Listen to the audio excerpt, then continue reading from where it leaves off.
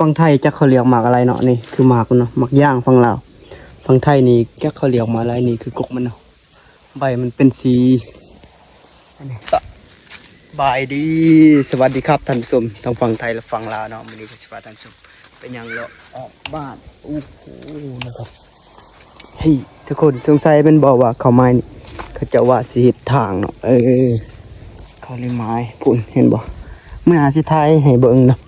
เขาจะยับขอบไปในอีกเนาะเพราะว่าเขาเฮ็ดทางให้มันใหญ่คนไหน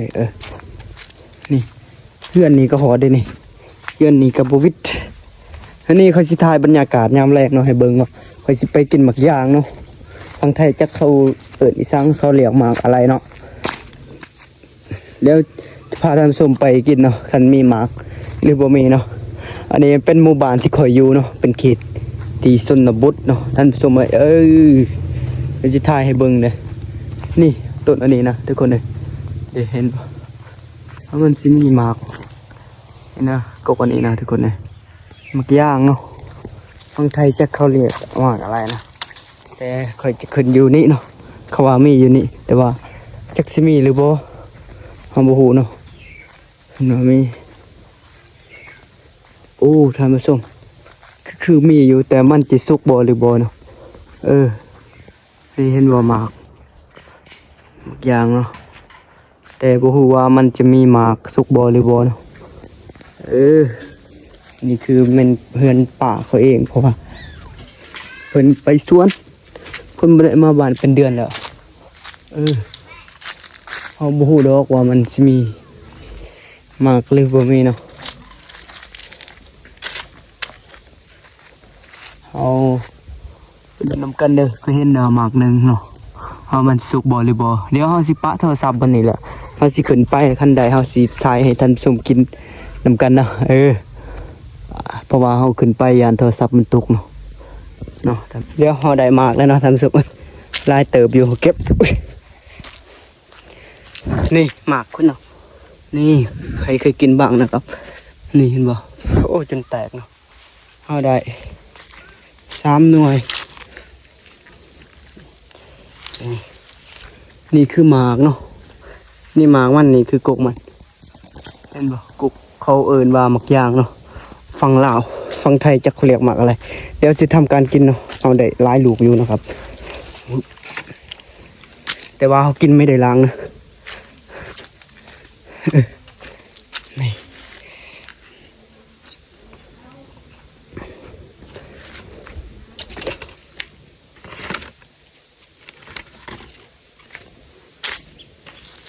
นี่เนาะ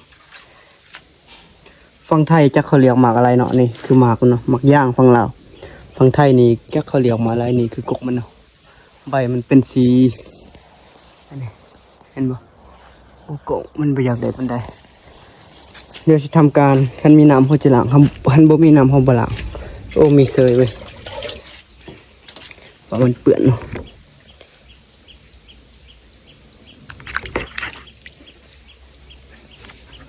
บางหน่วยมันก็อันนั้นเนาะมันบ่ค่อยดีปานใดแบบมันเหี่ยวนะทุกคนหน่วยมันเหี่ยวเนาะบางหน่วยนะเดี๋ยวจะทำการแกะกินเนาะมันแสบเลยบ่แสบเนาะถ้าจะปรุงเมียนบนนี้เลยเนาะแบบพอกินอยู่นี่เลยนะเดี๋ยวจะทำการกินเนาะมันจะแสบอยู่เริ่มจากลูกแรกเนาะแตกๆเลยเนาะนี่คือในมันนี่เคยกินบ่ทุกคนอยู่ในมันก็เป็นมีในดำๆเนาะเขาจะกินแต่ศีลมันนะแซ่บขนาดใดกินครั้งแรกเนาะของปีเลยทุกคนเลย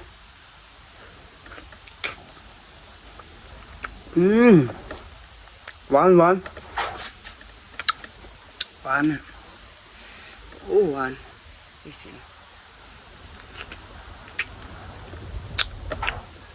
สุดยอดเลยเนาะ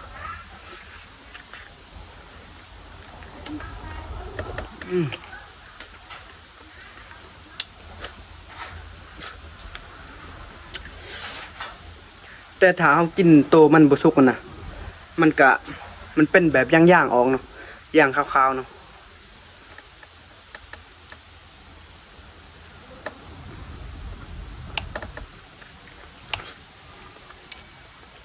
หวาน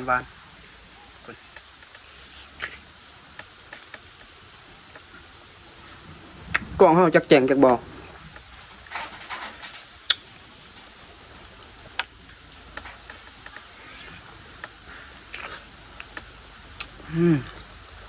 อร่อยนี่คือลูกเสียเนาะว่าสิลองแกะเบิ่งมันสิเป็นบ่หรือบ่โอ้มันบ่เป็นมื้อหน่อยเนี่ยมันบ่เป็นมันเน่าเนาะเขาจะแกะเบิ่งตัวลูกมันเสียก่อนตัวนี้ยังแข็งๆอยู่นี่ตัวนี้ยังบ่ทันสุกปานใดเฮาสิคนลองกิน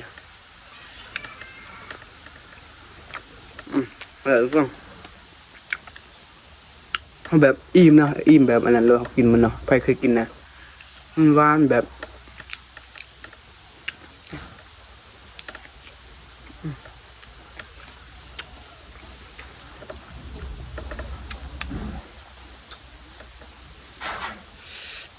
แกะเบิ่งตัวลูกมันบ่อยากสุกปานใดตัวนี้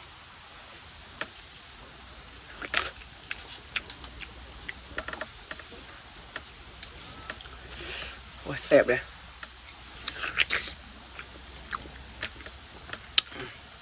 ตัวนี้บ่อยากสุกปานใดแต่ก็แซ่บหวานแบบมันหวานแบบกัดคักนะ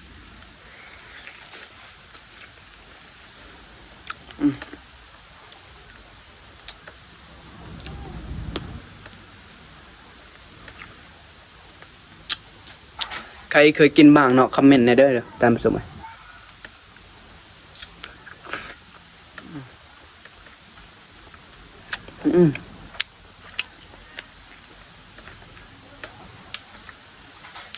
อร่อยอิ่มแล้วเนาะเบิ้งแกะหน่อยนี่คือแบบจะเสียลูกมันเสีย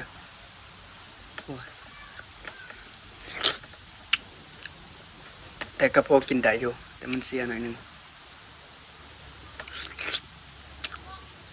กันเฮาบ่มีนี่เฮาสามารถกินได้แต่นี่เขายังมีหลายหน่วยอยู่อิ่มแล้ว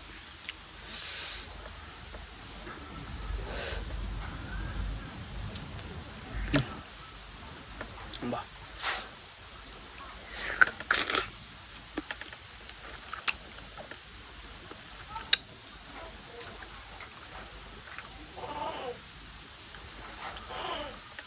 เฮามากินนี่เฮาบ่ได้อนุญาตเนาะเพราะว่าแบบเฮารักเลยนะไอ้เนาะตอนนี้เขากินเรียบร้อยนะยังอีก2 หน่วยเขากินบ่เบิดว่าเขาอิ่มเนาะนี่ก็คือกกหมักม่วงข้างเพื่อนป่าเขานี่ก็คือหมักม่วงโอ้หมักม่วงร้ายนะทุกคนเลยเป็นลายนี่เดี๋ยวจะพาเบิ่งกกอีกกกนึงเนาะกกอันนี้เนาะหมากย่างเลยเนาะฟังใส่ฟังคอมเมนต์ในเด้อฟังไทยจักเขาเรียกหมากอะไรเนาะก็สวยคอมเมนต์ในเด้อเพราะว่าอยู่ลาวเฮาบ่จักไอ้ลีเนาะจักนี่คือกกมันเนาะนี่เนาะนี่ตัวนี้กกมันเป็นแบบใบเรื่องๆข้างในมันเป็นเขียวๆเนาะใบมันเนาะให้หูคอมเมนต์นะเด้อตามจบเลยนี่ตอนนี้เขาสิย่างเมื่อและเขาได้ของที่เขาต้องการเนี่ยขอบใจหลายๆเด้อที่ให้มารักเพราะว่าข้าวเน่าบกินนะมันก็เน่าอีกหันแหละเพราะว่าป่าเพิ่นยังอยู่สวนเนาะเพิ่นบ่ได้อยู่บ้านมีการทำบไปกินมันก็เน่าอยู่หันเลยบ่ได้อยู่บ้านเด้อีกโดนเพิ่นสิมานะตอมันหันฉะนั้นเฮาก็ขึ้นมากินถ้ามิดว่าสิมาลินๆเราคิดไปคิดมาลองมาเบิ่งสุดท้ายมันมีหมากอีหลีเรือโตเขารักนะว่าบ่ได้อยู่บ้านเนี่ยไผก็หมาก